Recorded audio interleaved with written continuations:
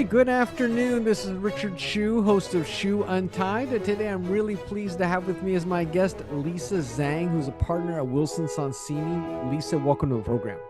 Thank you for having me, Richard. It's great to be here. So, Lisa, I think you're about the fourth or fifth Caltech alum that I've had as a guest. I always enjoy interviewing a fellow Caltech alum, and I always start by asking the question, why'd you pick Caltech in the first place? I wanted to get a good STEM education, and there's no better place for that.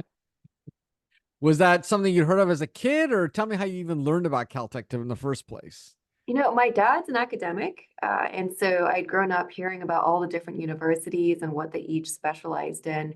When I heard about Caltech, it really resonated with me. A Mm. small school on the West Coast. I know I personally would not survive in Boston, so that rolled out MIT.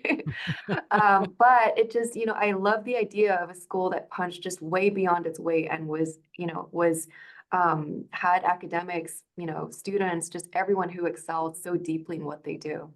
Yeah. Well, some people are put off by its size, because it's so small. It doesn't have as much, the campus is not big. It cannot offer the kind of breadth and stuff. How did that suit you? I never noticed that anything about my experience at Caltech was limited in that way. I would Mm. say that I had a very full experience. I got to take all the classes I wanted to take, work with all the people I wanted to work with, Mm. and just by virtue of it being a smaller environment, got some very special experiences. I believe that we have one of the highest, student faculty ratios in the country, if not the highest. Yeah. And it was just phenomenal having experiences like I'm sitting outside the Chandler, the cafeteria on campus, Mhm. and Stephen Hawking goes right by me, 3 feet away. Or I'm at the gym and I'm working out, and just 6 feet away is a Nobel laureate. Yeah. I'm going to office hours on a Monday night, and again, it's a Nobel laureate. I get to speak with these people and learn from them one on one. It's a Yeah. very special thing. Yeah, for sure, for sure. Well, what were your career goals at the time you went to Caltech? I assume it was not to become a lawyer. It was something that was contemplated. I would say it was one of a menu of options I had, in mind, but not at the forefront of my mind. I think that I was just trying to survive, at least, especially once I started getting into the first couple of weeks of the quarter and figured out how difficult it was going to be. Yeah, yeah. Well, you ended up majoring in what, biology? Why did you land on that as a major? I thought it was really interesting. Hmm. I always love the idea that, this is something that is constantly evolving. And I wanted to leave open the option of going to medical school as well. And so that seemed like the natural path for me. I also did a double major in business economics and management because, Hmm. again, didn't really know at the time what I wanted to do, but wanted to leave a lot of doors open and have a breadth of experience that might be difficult to get otherwise. Yeah. I don't remember that being a major when I was there. Is that something relatively new? I don't know if it was new at the time, but it was fairly Okay. common because Oh, with all the interesting. requirements, it was not a difficult double major to have. Yeah, yeah. Well, when did the idea of law school then crystallize for you? It was when I started taking some of the electives in the humanities and social sciences offerings. I remember taking the general law class and a law and technology class. Hmm. And the latter really got me interested because I'm looking at the cases that we're reading and noticing that a lot of the subject matter areas, I think there were some patent cases, there would have been probably some trade secret cases too, had to do with understanding the technology and hinged on how the technology worked. In my mind, I wanted to be able to use my background in STEM to in my next career, whatever that was going to be. And so I thought about it. Seemed like a good idea at the time. What were the downsides of trying? Took the LSAT, applied to law school, got in, and it's been a roller coaster since then. Were there any other career choices that you had to choose, or you just kind of said, I'm just going to go for the law thing? It was just, I'm going to go for it. Everyone that I'd met and spoken to seemed really, relatively happy with what they were doing. And it just seemed to be something that I was able to grasp onto and, kind of wrap my arms around fairly, I wouldn't say easily, but, it was more accessible to me. And what did you think about law school? Obviously, very different from Caltech. Did you just fit right in, or did it take a while getting adjusted to it? It took a while to get adjusted. I will say that it was a very different experience in that, at Caltech, you have constant problem sets, you're constantly in class, and there's a research component to it as well.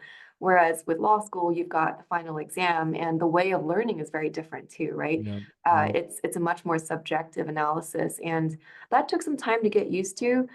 The legal writing aspect of it was more natural because I think as you know, learning learning about, the life sciences in undergrad, part of that was also learning to write very objectively, matter of fact, get to the point. Mm. And as it turns out, judges like that in their briefs. And so the legal research and writing class, I think, came pretty naturally to a lot of us who had STEM backgrounds. Now, did you kind of focus on pretty much being an IP lawyer, or did you also try other things? Obviously, you could have been any kind of lawyer. Did you look at other possibilities?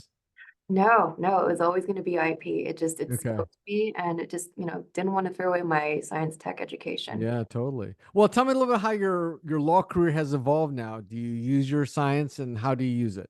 I absolutely do. So when I started out, I was at a law firm called Dixon Shapiro, and I did both patent prosecution and patent litigation. Uh-huh. I left after about a year, joined Wilson Sonsini, where I am to this day, and did exclusively patent litigation. So a lot of, definitely hard science there. And I want to say it was about 3.5 years ago that I broadened my practice to include trade secret cases as well. And Mm, also, I like to characterize it as complex litigation issues that mm, involve technology or other highly technical issues that others, mm. perhaps don't really want to deal with, but Yeah, may not yeah. necessarily fit cleanly into the bucket of patent or trade secret misappropriation cases. But What would yeah. be an example? What would be an example of that? Like, what would that be? So there are, for example, royalty setting proceedings Oh, before the mhm, Copyright Royalty Board, and those are for mm, determining statutory royalty rates for music licensing that apply mm, industry-wide. That's mm, something that uses an analysis, an economic analysis that's very similar to the hypothetical negotiation analysis in patent damages. Interesting. So tell me some of the technologies you've had to deal with as a patent litigator. Pretty much everything you could think of. Consumer drones, diagnostic assays, pharmaceuticals. There's also been security software, just anything that you can think of, whether it's the life sciences or in tech, it's just everything.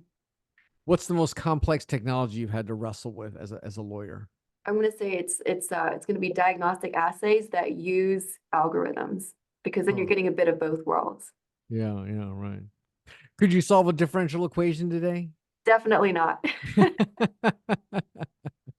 So are you glad you went to Caltech as an undergrad, even though you became a lawyer? Would you have done it differently if you knew you were going to be a lawyer? I have asked myself that question so many times, and I would not have done things differently, I think, when I think Mhm. back to it, because once you go through that program, nothing else is really going to be that difficult, right? If you've been through that amount of work and that level of rigor in your academic education, there are not many things that are going to rise to that level of intensity. And I'll also say that my best friends in the world are all from Caltech. Uh, Okay, got it. Yeah. it's, I think, a very, again, a very special place. The small environment pushes you together. And given the rigor and the intensity, it forces you to really become close. What did your science dad think about you becoming a lawyer? He was okay with it. I Oh think yeah. as most parents would think, as long as my kid's not living with me, I'm good.